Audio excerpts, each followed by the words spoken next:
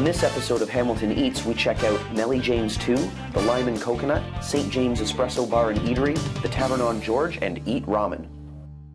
So there is this great little place in Dundas, Ontario that focuses on gourmet food to go. And today, I want to introduce you to a fellow kitchen roughneck and a friend of mine, Ken Lefebvre. Ken, how are you, my friend? I'm well, Dan. How are you doing? So good, thank you. So good. Dan, welcome to my new place. I want to ask you something. Would you like to come in and cook with me, Dan? Oh, are you kidding me? I would be honored to cook with you, my friend. So right now, Ken and I are going to go back into his new location and cook together at Nellie James Too.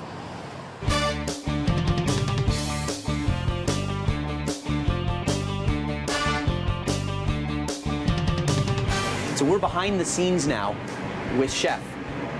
Your food is really cool, and it's actually a bit different from what you see around this area a lot. So what do you got going on? Well, Dan, why don't we have some fun? Let's just start playing. I have a whole bunch of stuff to work with, and my concept is locally driven, globally influenced, chef-driven cuisine, blackboard menu.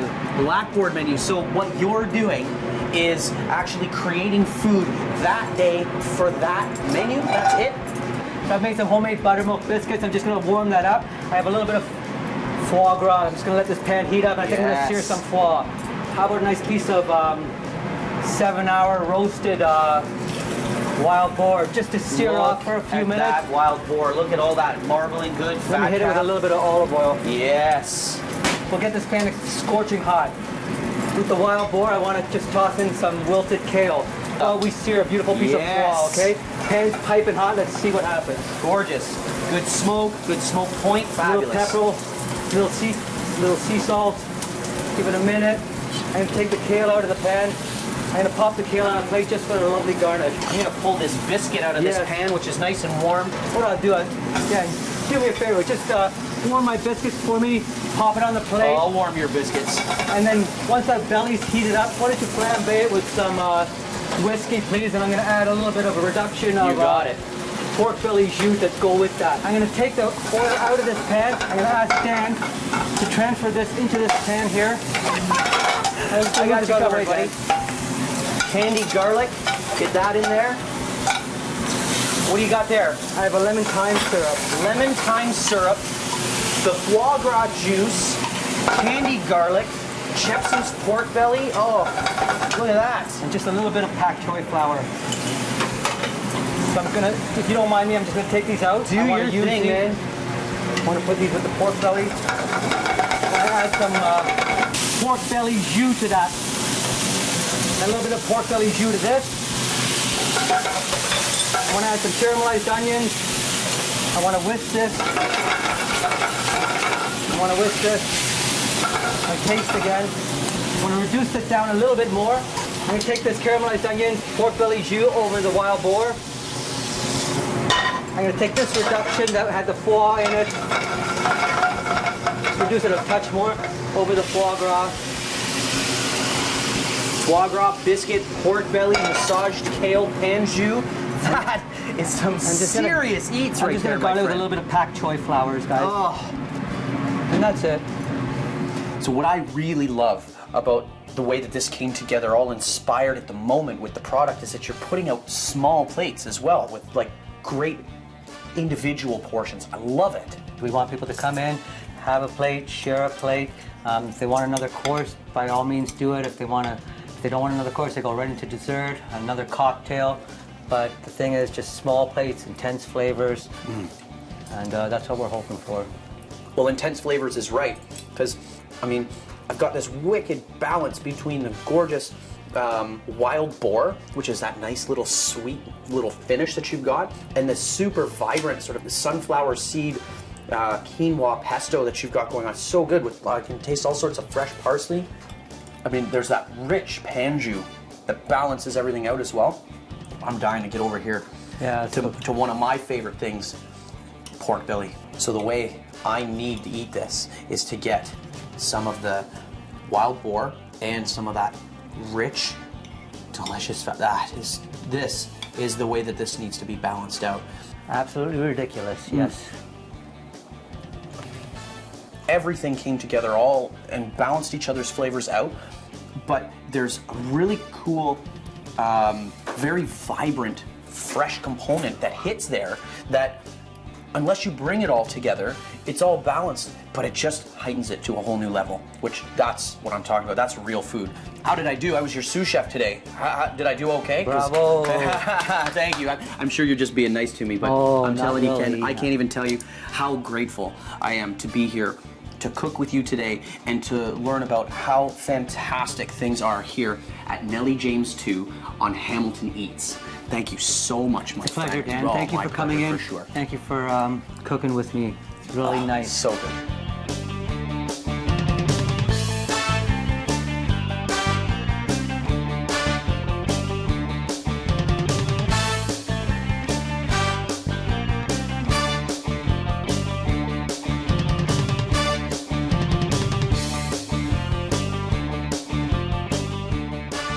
I am a flavor junkie, but I move quick as well. So if I'm on the run and I'm looking for some great flavors to go, I'm gonna make my way down to 829 and a half King Street East for some incredible Caribbean flavors, something close to my heart. We're gonna go inside and we're gonna meet Rena, the mastermind behind the flavors here at Limin Coconut.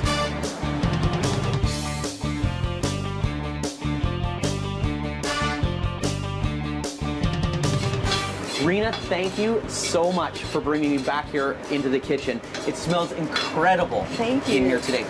What are you making? We're making Trinidad Doubles today. Doubles. Why don't you tell everybody at home what doubles are?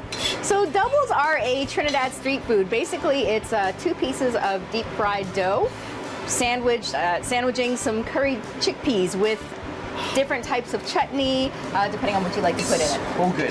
Now, this smells incredible. What do you have going on in the pot? So we're basically browning the curry right now in the cooking oil. So what flavors do you have here? So we've got onions. I'm gonna, now that we've browned the curry powder and we've brought a different dimension of flavor, I'm gonna add approximately 2 cups of onions.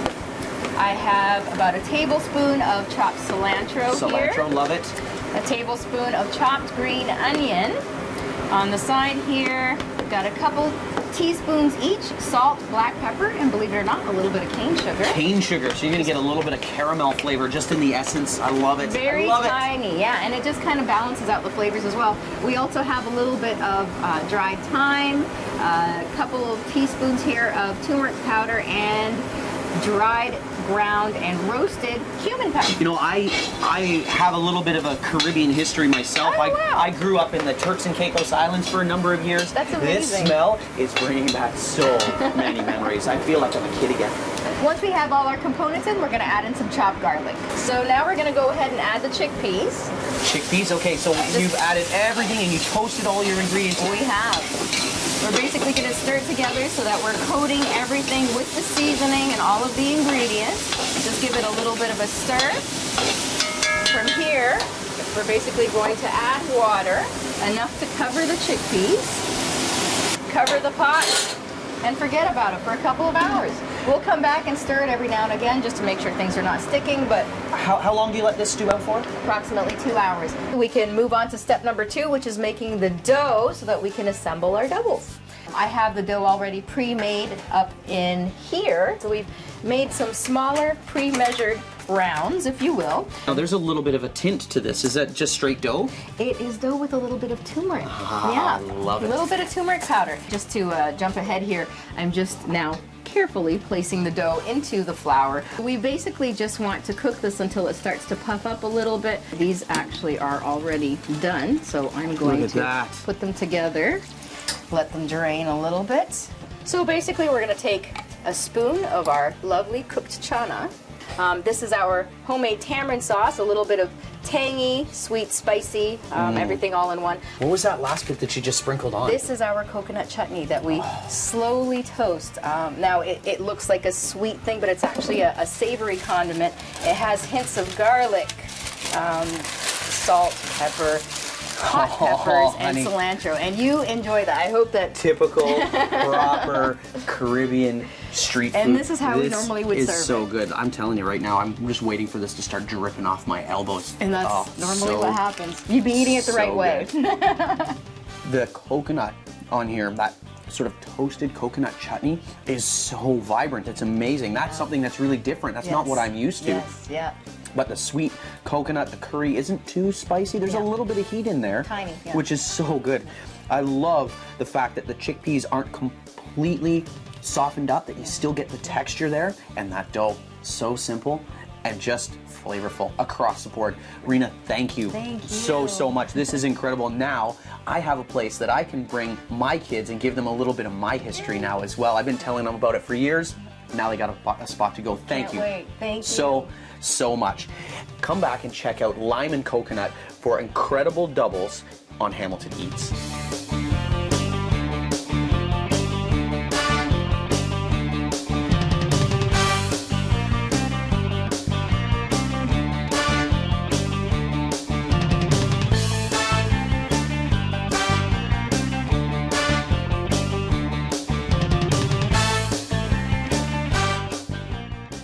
We're at 170 James Street North at a really cool place that's getting quickly known for their steampunk brewed coffee and their killer breakfast sandwich that they call the drive-thru. Now we're gonna go inside and talk to Rocky, the executive chef and owner at the St. James.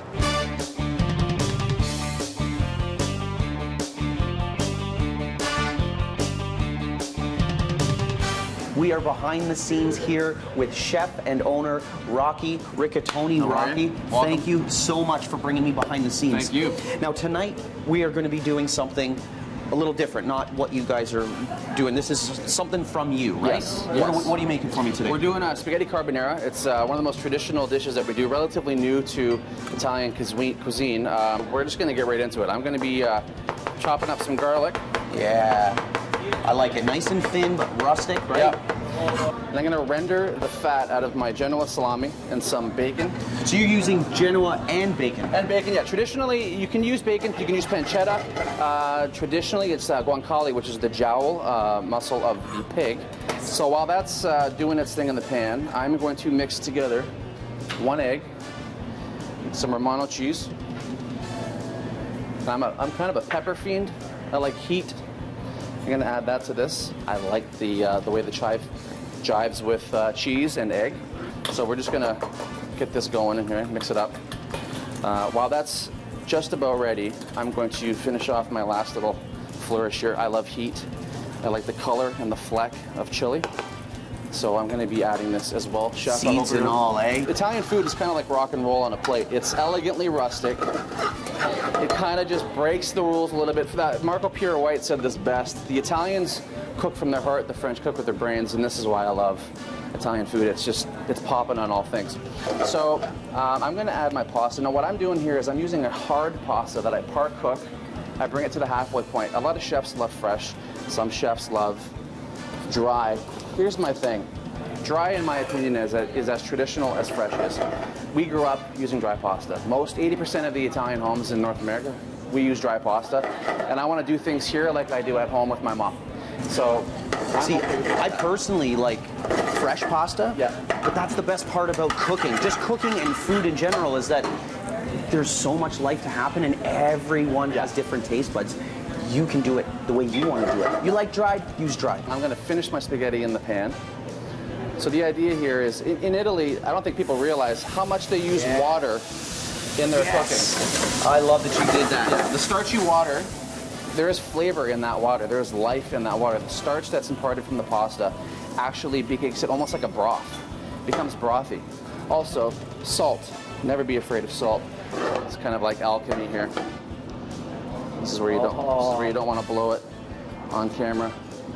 Now you just want to kind of cook these through. It's a fine dance between coddling the eggs and keeping them in their liquid state. What I'm looking for is my goal is to make you think there's cream in here, but there's not. It's literally water, fat, good fat, and egg. Now that's probably the biggest difference between the way North Americans make carbonara versus, the traditional way, which is the addition of cream. Yes. Traditionally, there's no cream. It's just the egg that brings that sauce together. I'm going to call that done. We don't do a lot of flourishes here. We do the right amount because there's no pretension in Italian food. Some fresh pecorino romano here. I'm going to give you more pepper to let you know I love you. Chef, this is ready for you to enjoy. This is what I'm talking about. It's been a long time since I've seen somebody put Buon together appetito. classic carbonara. I am not wasting any more time with this, Rocky, Get my into friend. I'm gonna just jump right in. It's good, man. Like it? Yeah, those chilies. Good. Sit right on the tip Not of your too tongue. much? Okay. Just loving everything in there. Good. Genoa salami is great. Good. I really like how much pepper you used in this. Thank you. I said before, I'm a huge fan of fresh-made pasta, but I have to say, this is perfection. The noodle itself, al dente, perfectly cooked. It doesn't stick to the teeth. Just fabulous. The Romano in there, Yes. awesome. Yes. Awesome. I love Thank Romano. you. And the best part, my favorite, the fact of just how simple Yes. the egg is in there. Good. Awesome. Thank you, Rocky, Chef. thank you. Thank you. So much. My This pleasure. is fantastic. My pleasure. You have to eat this. This is so good. Right here, James Street North. Oh, Hamilton Eats.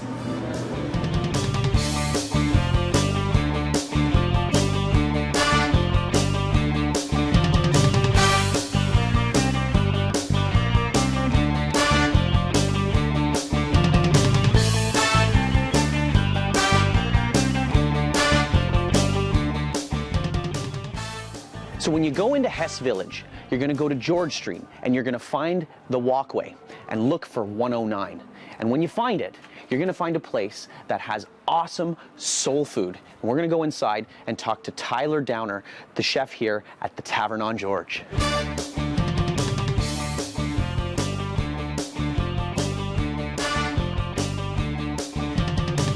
Behind the scenes here now with one of the chefs, Tyler Downer. Thank you so much, brother, for bringing me back here. Nice seeing you. So why don't you tell people at home what kind of food you guys do here? We're doing a bit of a throwback to comfort food. We're just kind of doing comfort food on a nicer note. Very cool. So what are you going to do for me today? Today we're going to be doing a little fried chicken and collard greens. Yes. So we're going to start by sweating off some onions. I'll get some butter in the pot. Nothing like butter to get the flavor started. We're going to get the onions in, sweat them out nice and slow. No color. So now what we're going to do, I have a little bit of collard greens right here, about a pound and a half, just roughly torn up. We're going to take this, we're going to get it right in the pot. After that, we're going to add in a little bit of beef stock. So this is basically going to be the braising liquid. We had a little bit of cider vinegar as well. So lots of gelatin in that beef stock. Lots of gelatin, You make that lots of in-house? flavor. Yeah, we do. Very cool. The cider vinegar adds a little bit of a tang to it, so we're just going to mix that up a little bit. So now we're just going to cover it up, let it go for about half an hour, let it get nice and soft, build all that flavor. We've got our chicken brining here. It goes from there into the buttermilk. It sits in the buttermilk until order. Then we take it and we put it into the dredging flour. Okay, so how long do you put your chicken in your brine for? For about 12 hours to 24 hours. 12 to 24 hours. And what do you season your flour with? It's really simple. It's just flour, salt, cayenne pepper, and garlic powder. It is so important to season your flour because that is literally your base. That is the flavor that is going to stick to your chicken. So we take it, we dredge it once, it gets dipped back into the buttermilk. So you're keeping all your same flavors. You're not changing anything up. It's all flavor country. Gets right into the cornflakes.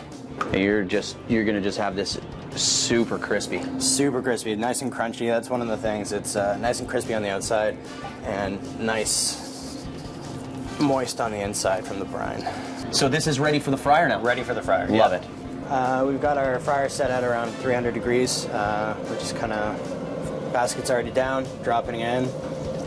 So you've got this at 300, a little lower than what most fryers run at. Yeah, they're nice big thighs, so we do it a little lower so it can go a little longer and we can keep it a nice golden brown color. Nice. So this is going to go for about 7 to 8 minutes until it's cooked all the way through. Got some collard greens ready to go right here. We're going to take these. They go right into the center of the plate. Got the chicken out. It's been about 7 or 8 minutes in the fryer. I can see how crispy that It's is. super crunchy, a little bit of the cornflakes falling off. So we're I gonna take love that it. here. Just kind of center that on the plate. And then we simply just top it off with a little bit of honey and a little bit of house hot sauce. And that's it. My favorite part, hands down. Oh, you're gonna enjoy it. That crunch, man, that's incredible. You can actually taste the cornflakes and the crunch from it with the collard greens. Yeah, That is so good. Look at the juice in that chicken. right there. That is why this brine is so necessary. You brine it, it keeps the flavor, heightens everything, and if you don't have that juice, that crunch is completely irrelevant.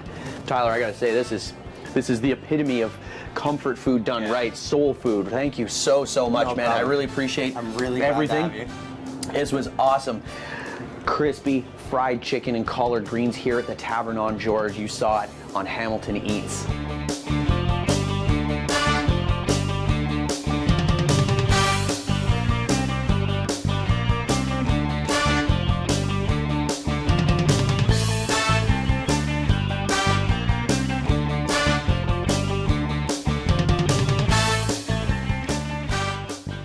Coming to the Hamilton Farmers Market has never been more exciting than it is right now, because not only do you get fantastic cheese, incredible produce, and butchers from our local community to shop from, but now you've got a great place to eat as well.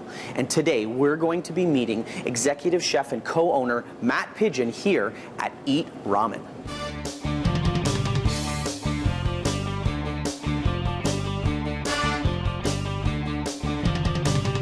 Matt, thank you very much for having me behind the scenes here. Why don't you tell me what it is that you guys do here? So here at Eat Ramen, we try to emphasize doing Japanese-style ramen broths as authentic and true to the product as we can. So we start all of our bases from scratch and follow pretty much as specific a procedure as we can to get high-quality broth. So very technical ramen, Yes. right from the base. Right from And I the can base. see you got some incredible stuff here. What do you have in front of us today? So these are the base ingredients like for the standard broth. So here is a large leaf kombu, which is broad seaweed. This is just a standard dried shiitake mushroom. These are our pork bones, pork neck bones. This is a mix of salted sake and mirin, which is combined in like a 50-50 ratio. Here as well, we have a basic vegetable, scallion trimmings, our carrot, white onion, and a little bit of garlic that we use in the broth. And here we have a standard dried red chili. That also goes in, just another little bit of spice in the background, but not very upfront. And then here is bonito flake, which is dried tuna. And you make all of your own broths. Everything is from scratch? Everything's from scratch. Which ones do you have going on right now? So right now, this is these would come into our pork tonkatsu broth. And then we also do our own vegetarian-based broth as well here. So we use same kind of ingredients as we use here, and also a little bit of a different variety as well for that. I like that you put the dried chilies, because that's different. Yeah, absolutely. We need to build as many flavors as we can. So today we're going to do a portion of our pork tonkatsu broth. So the first thing we're going to do is drop our noodles into the water here. Right after that, we're going to grab a little bit of this braised pork. So we give a quick torch on the pork like this, takes the chill off from the fridge, and also gives you a little bit of crispy bits on the end. I like how it starts to render that fat, just adds a little bit to it. Yeah, absolutely. Get that melted a bit so it'll run right off into the broth for us. So once the noodles have had just about a minute in the boiling water. So that's it, eh? Just like 60 seconds in the water. That's it. They're very, it's a thin noodle, so they don't take very long at all. So then they come out, just strain the noodle off, rid of that excess water. Love it. Down into the bowl. Then we're gonna go ahead, we're gonna grab that pork, put it on the edge of the bowl right there. We're gonna move across our front right here. So these are Megna, which is young bamboo shoot, which has been pickled with a little bit of soy sauce and other flavorings. We have a little bit of fresh scallion as well. This is pickled shiitake caps.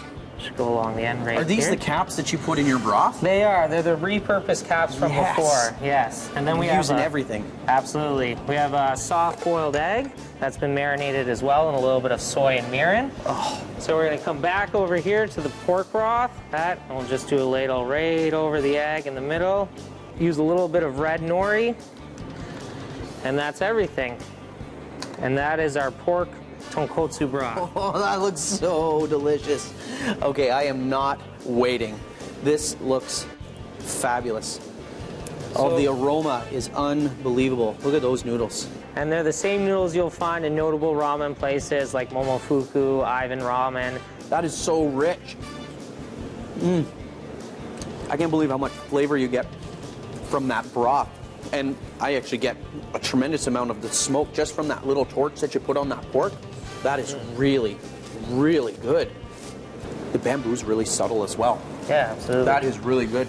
Well, Matt, I can't thank you enough. This has been incredible, and I'll tell you right now, I really look forward even more so to my market visits, because now I know where I'm coming to grab a quick bite. Thank you so much. My name is Chef Dan. This is Hamilton Eats here at the Hamilton Farmers Market.